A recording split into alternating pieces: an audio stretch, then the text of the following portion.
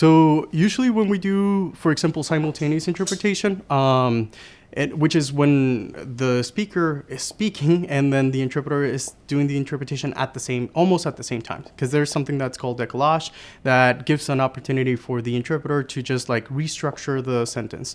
In a lot of languages, in Spanish is one of the examples, the grammatical structure is different than English, so we do have to wait a little in order for me to provide the message accurately. So if I just say the words as you're saying it, the structure is not going to make sense. So for example, like when we say titles, I work for WorldSpeaks, I'm language accessibility manager. I wouldn't say language accessibility manager. I would say manager of language accessibility.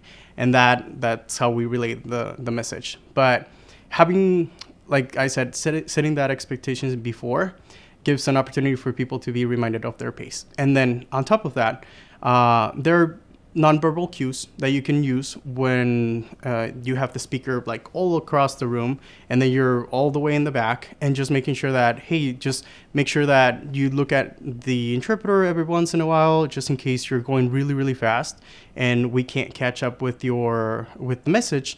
So I know that a lot of organizations that do interpretation, we have several signs. So like I know someone uses like this to elongate your sentences, to make them or go slower so people can catch up.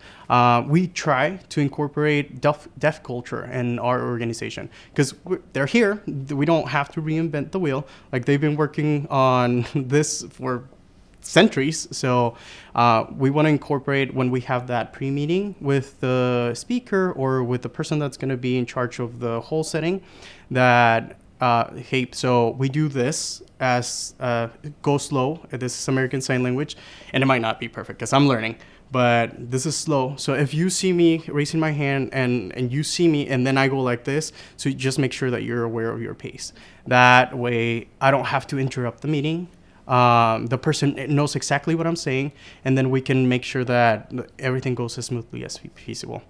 Another thing that we could do, just making sure that the lighting is adequate. So, because if the light is just going to the speaker and they're unable to see me, then I'm not gonna be able to like say, hey, maybe slow down a little. So that's another thing.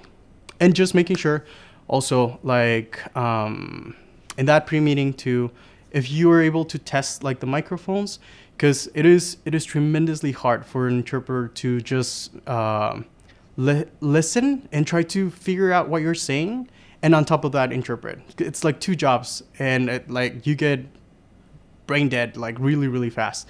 So making sure that you know exactly where the interpreter is going to be, that there's adequate sound, the system has been checked, like if they're close to, like, I don't know, the speakers, or just making sure that their voice is sufficiently high for everybody to hear, not only the interpreter but everyone. Yeah, those are things we can do.